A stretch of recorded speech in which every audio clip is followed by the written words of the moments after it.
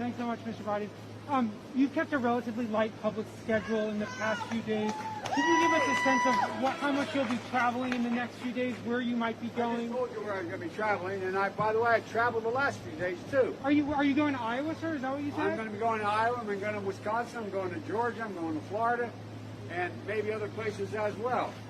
There's a lot we've been doing as well in terms of being online and social, everything from fundraising efforts to making sure we meet. I met today with a group of leaders in the Democratic Party laying out where we're going to go, getting their input and the like. So we're constantly, there's not been a day that hadn't been a 12-hour day yet. Mr. Vice President, are you confident enough in your standing in states like Pennsylvania, Wisconsin, Michigan to be expanding the map and traveling to Iowa? No, look, I'm not, you know me, I am not overconfident about anything. I just want to make sure we can earn every vote possible. That's why we're here. And you know that that blue wall has to be reestablished.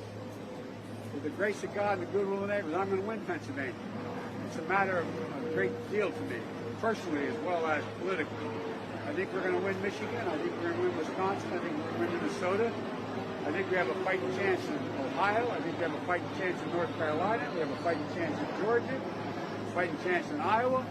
So fortunately, because of over 6 million individual voters, average contributors, average contribution $49, we're able to compete like we haven't been able to compete before in all these different states. So that's why I said that we're going to be traveling, continue to travel. But the big difference between us and the reason why it looks like we're not traveling, we're not putting on super spreaders. We are doing what we're doing here. Everybody's wearing a mask and trying as best we can to be socially distanced, and that's what we do, and you've attended a number of our press conferences as well. It's important to be responsible. Mr. Biden, You mentioned just a minute ago there that as part of your commission you would look at how long justices serve on the court. Does that mean that you're open to term limits? No. There is a question about whether or not it's a lifetime appointment. I'm not going to attempt to change that at all. There's some literature among constitutional scholars about the possibility of going from one court to another court, not just always staying the whole time in the Supreme Court. But I have made no judgment, my word. My words about made no judgment. They're just a group of serious constitutional scholars have a number of ideas how we should proceed from this point on. And that's what we're going to be doing. I'm going to give them 180 days, God willing, if I'm elected, and the time I'm sworn in to be able to make such a recommendation. Thank you, everybody. Thank you.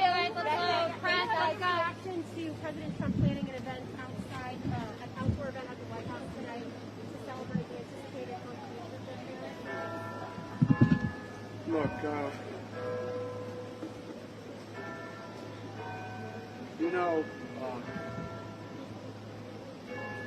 if you have children and you're raised, all parents are taught that the example you set impacts on how your kids react.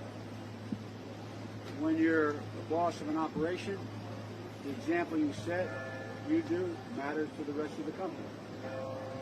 Well, the words of a president and the actions of the president, they matter. They matter a great deal.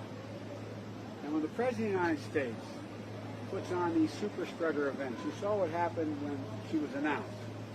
All the people, including his family, thank God they seem to be okay. All the people came down with COVID. I just hope he is willing to have learned a lesson, and there will be significant social distancing. I don't blame him for celebrating. There's a lot of things we could be doing, having massive crowds. But the fact is that it's just not appropriate now. And so I just hope he and the Vice President and others act with some dispatch and do it what everybody knows. People should be tested first before they even show up, number one.